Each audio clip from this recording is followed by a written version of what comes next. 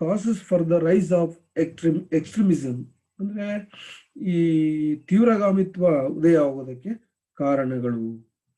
Objective and methods of extremists group ಅಂದ್ರೆ ಈ ಎಕ್ಸ್ಟ್ರೀಮೇಟ್ ಅಂದ್ರೆ ತೀವ್ರಗಾಮಿ ಗುಂಪಿನ ಉದ್ದೇಶಗಳು ಮತ್ತು ತಂತ್ರಗಳು. ಎಕ್ಸ್ಟ್ರೀಮೇಟ್ಸ್ ಪ್ರೋಗ್ರಾಮ್ ಆಫ್ ಆಕ್ಷನ್ಸ್ ಅಂದ್ರೆ ಈ ತೀವ್ರಗಾಮಿಗಳ ಕಾರ್ಯಕ್ರಮಗಳು ಏನು ಅಂತೇಳಿ. ಸೂರತ್ ಸ್ಪ್ಲಿಟ್ 1907 1907 ಸೂರತ್ ಹೊಡಕು. ಬಾಲಗಂಗಾಧರ್ ತಿಲಕ್ ರವರು.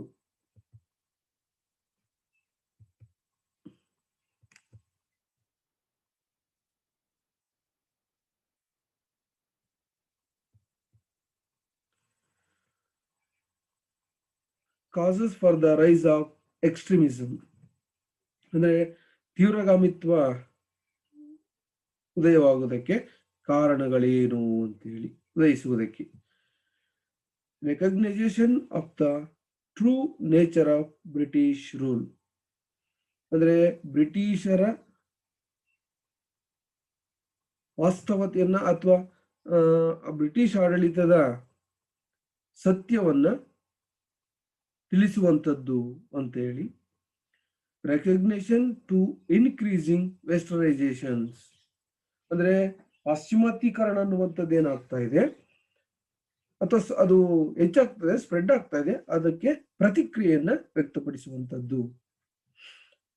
Dissatisfaction with achievement of the Congress ಅಂದ್ರೆ ಕಾಂಗ್ರೆಸ್ಸಿನ ಸಾಧನೆಗಳ ಬಗ್ಗೆ ಇದ್ದಂತಹ ಅತೃಪ್ತಿ. Deteriorating economic condition of India ಅಂದ್ರೆ ಅವತ್ತಿನ ಭಾರತದ ಆರ್ಥಿಕ ಪರಿಸ್ಥಿತಿ ಅನ್ನುವಂಥದ್ದೇನಿದೆ ಅದು. ಕಾಂಟೆಂಪರರಿ ಇಂಟರ್ನ್ಯಾಷನಲ್ ಇನ್ಫ್ಲುಯೆನ್ಸ್ ಅಂದ್ರೆ ಅಂತಾರಾಷ್ಟ್ರೀಯ ಸಮಕಾಲೀನ ಪ್ರೋತ್ಸಾಹಗಳೇನಿದಾವೆ, ಪ್ರಭಾವ ಅನ್ನುವಂಥದ್ದೇನಿದೆ ಆ ಪ್ರಭಾವ. ಕರ್ಜನ್ಸ್ ರಿಯಾಕ್ಷನರಿ ಪಾಲಿಸೀಸ್ ಅಂದ್ರೆ ಲಾರ್ಡ್ ಕರ್ಜನ್ ರವರ ಪ್ರತಿಗಾಮಿ ನೀತಿಗಳೇನಿದಾವೆ, ಪ್ರತಿಗಾಮಿ ನೀತಿ. ದ ಪಾರ್ಟಿಷನ್ ಆಫ್ ಬೆಂಗಾಲ್ ಅಂದ್ರೆ ಬಾಂಗ್ಲಾ ದೇಶದ ಅಥವಾ ಬಾಂಗ್ಲಾ ಉದಯ ಅನ್ನುವಂಥದ್ದು. The permanent leaders. The government turned deaf ear to the constitutional methods of moderate leaders ಅಂದ್ರೆ ಆ ಬ್ರಿಟಿಷ್ ಸರ್ಕಾರ ಏನಿದೆ ಆ ಬ್ರಿಟಿಷ್ ಆಡಳಿತವನ್ನ ಸಂವಿಧಾನಾತ್ಮಕ ಚೌಕಟ್ಟಿನ ಒಳಗಡೆಯೇ ವಿರೋಧಿಸುವಂಥದ್ದು ಮತ್ತು ಅದನ್ನ ಸರ್ಕಾರವನ್ನ ಆ ಸಂವಿಧಾನದ ರೀತಿಯಲ್ಲಿ ನಡೆಯುವಂತೆ ಒತ್ತಾಯಿಸುವಂಥದ್ದು. So the leaders like Balagangadhar Tilak of Maharashtra ಅಂದ್ರೆ ತೀವ್ರಗಾಮಿ ನಾಯಕರುಗಳು ಏನಿದ್ದಾರೆ ಆ ತೀವ್ರಗಾಮಿ ನಾಯಕರುಗಳಲ್ಲಿ ಮುಖ್ಯರಾದಂಥವ್ರು ಅಂದ್ರೆ ಬಾಲಗಂಗಾಧರ್ ತಿಲಕ್ ಅಂದ್ರೆ ಮಹಾರಾಷ್ಟ್ರ ಭಾಗದಿಂದ ಬಾಲಗಂಗಾಧರ್ ತಿಲಕ್ ರವರು. ಬಿಪಿನ್ ಚಂದ್ರಪಾಲ್ ಆಫ್ ಬೆಂಗಾಲ್ ಅಂದ್ರೆ ಬಾಂಗ್ಲಾದಿಂದ ಅಂದ್ರೆ ಬೆಂಗಾಳದಿಂದ ಬಿಪಿನ್ ಚಂದ್ರಪಾಲ್ ರವರು. ಲಾಲಾ ಲಜಪತ್ ರಾಯ್ ಆಫ್ ಪಂಜಾಬ್ ಅಂದ್ರೆ ಪಂಜಾಬಿನ ಭಾಗದಿಂದ ಲಾಲಾ ಲಜಪತ್ ರಾಯ್ ರವರು. Aravind Ghosh consider as a extremists group started thing the other way ಅಂದ್ರೆ ಈ ನಾಯಕರುಗಳೇನಿದ್ದಾರೆ ತೀವ್ರಗಾಮಿ ನಾಯಕರುಗಳೇನಿದ್ದಾರೆ ಆ ನಾಯಕರುಗಳು ಬಹುತೇಕವಾಗಿ ವಿಭಿನ್ನವಾಗಿ ಯೋಚನೆಯನ್ನು ಮಾಡಲಿಕ್ಕೆ, ಸೊ ಭಿನ್ನವಾದಂತ ದಾರಿಯಲ್ಲಿ ಯೋಚನೆಯನ್ನು ಮಾಡಲಿಕ್ಕೆ ಪ್ರಾರಂಭ ಮಾಡ್ತಾರೆ. Extremists realised that freedom could not be begged, rather it had to be won ಅಂದ್ರೆ ತೀವ್ರಗಾಮಿಗಳಿಗೆ ಅರಿವಾಗ್ತದೆ, ಸೊ ಸ್ವತಂತ್ರ ಅನ್ನುವಂಥದ್ದು ಬೇಡಿ ಪಡೆಯುವುದರಿಂದ ಇಲ್ಲ, ಭಿಕ್ಷೆ ಅಲ್ಲ ಅದು. ಸೊ ಅದು ನಮ್ಮ ಓನ್ ಬೈ ಬಿ ಓನ್ ಅಂದ್ರೆ ಅದು ನಮ್ಮ ಸ್ವತಂತ್ರವಾಗಿರ್ತಕ್ಕಂಥದ್ದು ಅನ್ನುವಂತಹ ಒಂದು ನಿಟ್ಟಿನಲ್ಲಿ ಅವರಿಗೆ ಅರಿವು ಅನ್ನುವಂಥದ್ದು ಆಗ್ತದೆ. ಎಕ್ಸ್ಟ್ರೀಮೇಟ್ಸ್ ಪ್ರೋಗ್ರಾಮ್ ಆಫ್ ಆಕ್ಷನ್ಸ್. ಸೊ ಅಂದ್ರೆ ಈ ತೀವ್ರಗಾಮಿಗಳೇನಿದ್ದಾರೆ ತೀವ್ರಗಾಮಿಗಳ ನಾಯಕರ ಒಂದು ಕಾರ್ಯಕ್ರಮಗಳು ಏನಾಗಿದ್ವು ಅನ್ನುವಂಥದ್ದನ್ನ ನಾವು ಗಮನಿಸುವುದಾದ್ರೆ, ಒಂದು ಬೈಕಾಟ್ ಆಫ್ ಫಾರಿನ್ ಗೂಡ್ಸ್ ಅಂದ್ರೆ ಈ ಒಂದು ವಿದೇಶಿ ವಸ್ತುಗಳೇನಿದ್ದಾವೆ ವಿದೇಶಿ ವಸ್ತುಗಳನ್ನ ಬಹಿಷ್ಕರಿಸುವಂಥದ್ದು.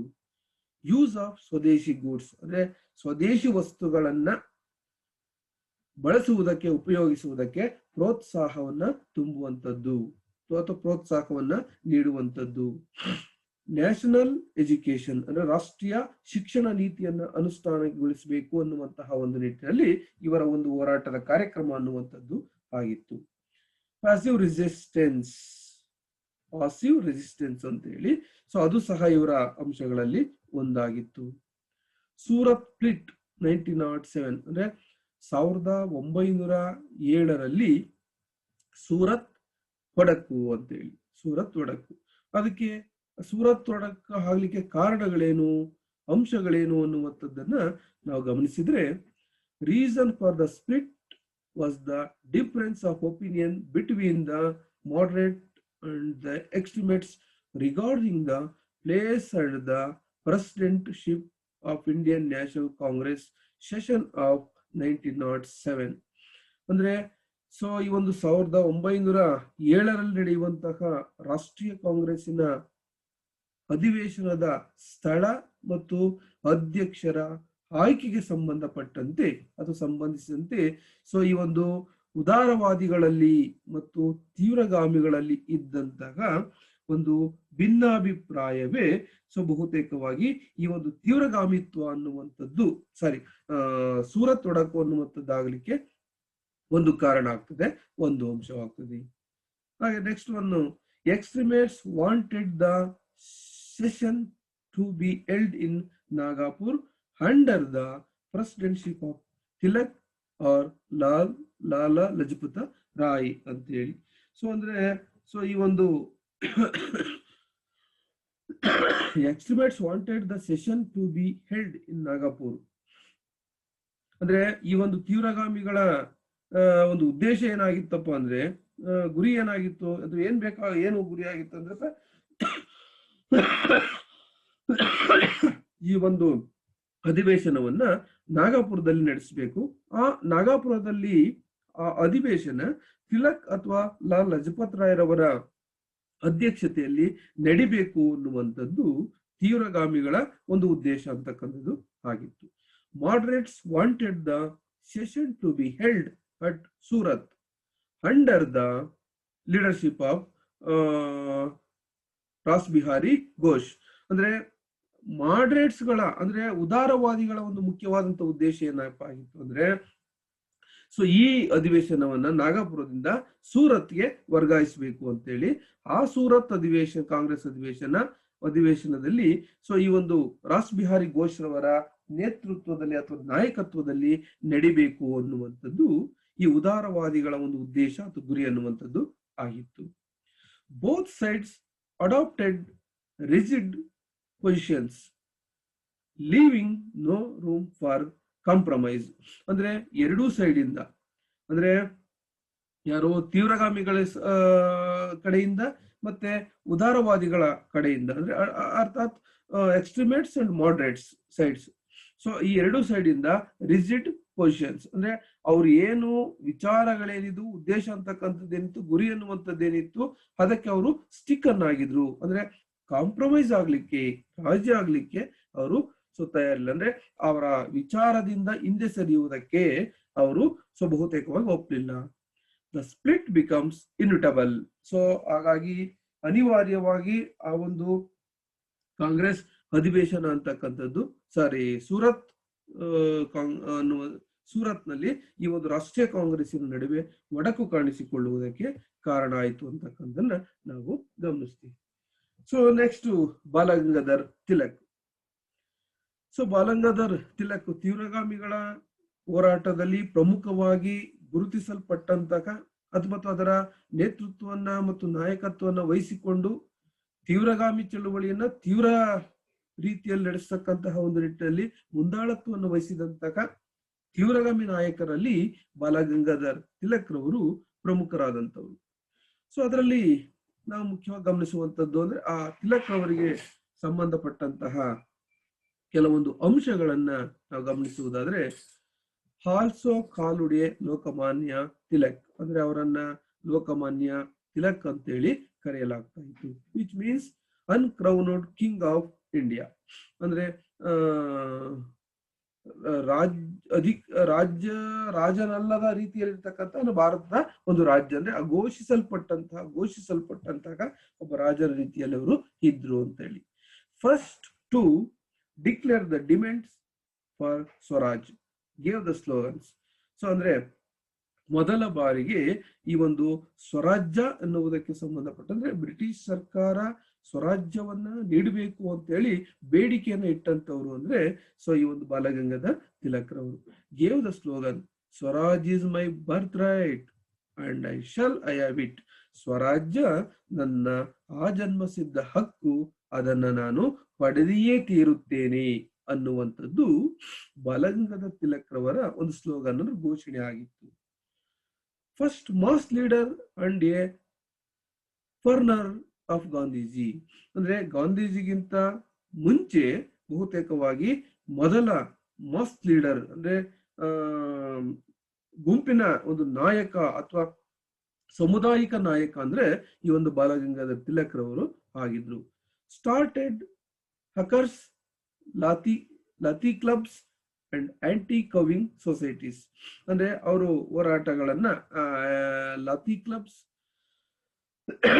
ಹಕರ್ಸ್ ಅಂಡ್ ಆಂಟಿ ಕೌ ಕಿಲ್ಲಿಂಗ್, ಅಂದ್ರೆ ಕೌಗಳನ್ನ ಏನ್ ಕೊಲ್ಲುವಂತದ್ದು ಆಗ್ತಾ ಇತ್ತು, ಸೊ ಅದಕ್ಕೆ ಸಂಬಂಧಪಟ್ಟಂತೆ ಅವೇರ್ನೆಸ್ ಮೂಡಿಸ್ತಕ್ಕಂತ ಒಂದು ಕೆಲಸವನ್ನ ಮಾಡ್ತಾ ಇದ್ರು. Shivaji and Ganapati festivals to inculcate among the people the spirit of service to the nations. ಅಂದ್ರೆ ಶಿವಾಜಿ ಮತ್ತು ಗಣೇಶ ಉತ್ಸವಗಳನ್ನ, ಗಣಪತಿ ಫೆಸ್ಟಿವಲ್ಸ್ ಹಬ್ಬಗಳನ್ನ, ಶಿವಾಜಿ ಮತ್ತು ಗಣಪತಿ ಹಬ್ಬಗಳನ್ನ ಆರಂಭ ಮಾಡುವುದರ ಮೂಲಕವಾಗಿ ಜನರನ್ನ ಒಗ್ಗೂಡಿಸುವಂತಹ, ಸಂಘಟಿಸುವಂತಹ ಒಂದು ಕೆಲಸವನ್ನ ಮಾಡಿದ್ರು. ಆ ಸಂಘಟಿತವಾದಂತಹ ಜನರನ್ನ ರಾಷ್ಟ್ರ ಸೇವೆಗೆ ಬಹುತೇಕವಾಗಿ ಹಣಿಗೊಳಿಸ್ತಾ ಇದ್ರು, ಅಂದ್ರೆ ಪ್ರೋತ್ಸಾಹಿಸ್ತಾ ಇದ್ರು ಅಥವಾ ಸಿದ್ಧಗೊಳಿಸ್ತಕ್ಕಂಥ ಕೆಲಸವನ್ನ ಬಾಲಗಂಗಾಧರ್ ತಿಲಕ್ರವರು ಮಾಡ್ತಾ ಇದ್ರು. Started 2 news paper entertained. So ತಿಲಕ್ರವರು 2 ಪತ್ರಿಕೆಗಳನ್ನ ಆರಂಭ ಮಾಡ್ತಾರೆ. ಒಂದು ಮರಾಠ ಅಂತೇಳಿ, ಅಂದ್ರೆ ಇಂಗ್ಲಿಷ್ ಭಾಷೆಯಲ್ಲಿರುವಂತಹ ಮರಾಠ ಅನ್ನುವಂತಹ ಪತ್ರಿಕೆಯನ್ನು ಆರಂಭ ಮಾಡ್ತಾರೆ. ಮರಾಠಿ ಭಾಷೆಯಲ್ಲಿರುವಂತಹ ಕೇಸರಿ ಅನ್ನುವಂತಹ ಒಂದು ಪತ್ರಿಕೆಯನ್ನ ಆರಂಭ ಮಾಡ್ತಾರೆ. ಈ ಪತ್ರಿಕೆಗಳಲ್ಲಿ ಬ್ರಿಟಿಷ್ ಸರ್ಕಾರದ ವಿರುದ್ಧವಾಗಿ ಲೇಖನಗಳನ್ನ ಪ್ರಕಟಿಸುವಂತದ್ದು ಮತ್ತೆ ಭಾರತೀಯರಲ್ಲಿ ರಾಷ್ಟ್ರೀಯತೆಯನ್ನು ಬೆಳೆಸುವುದಕ್ಕಾಗಿ ಪೂರಕವಾದಂತಹ ಒಂದು ಲೇಖನಗಳನ್ನ ಪ್ರಕಟಿಸುವಂತಹ ಒಂದು ಕೆಲಸವನ್ನ ಈ ಒಂದು ತಿಲಕ್ರವರು ಮಾಡ್ತಾ ಇದ್ರು. ಸೊ ಈ ರೀತಿಯಲ್ಲಿ ಹೋರಾಟ ಮಾಡ್ತಾ ಇದ್ದಂತಹ ಈ ಒಂದು ತಿಲಕ್ರವರನ್ನ ಈ ಚಳುವಳಿಯನ್ನ ಹತ್ತಿಕ್ಬೇಕು ಅನ್ನುವಂತಹ ನಿಟ್ಟಿನಲ್ಲಿ ಸೊ ಅವತ್ತಿನ ಬ್ರಿಟಿಷ್ ಸರ್ಕಾರ ಬಾಲಗಂಗಾಧರ್ ತಿಲಕ್ರವರನ್ನ ಅರೆಸ್ಟ್ ಮಾಡಿ ಸೊ ಮಾಂಡಲೆ ಜೈಲಿಗೆ ಕೊಂಡೊಯ್ತಕ್ಕಂತಹ ಒಂದು ಕೆಲಸವನ್ನ ಮಾಡ್ತು ಅನ್ನುವಂಥದ್ದನ್ನ ನಾವು ಚರಿತ್ರೆಯಲ್ಲಿ ಗಮನಿಸ್ತೀವಿ. So this is the topics. So ಇದಕ್ಕೆ ಸಂಬಂಧಪಟ್ಟಂತೆ so about the mention this books, reference books, so also. So thank you.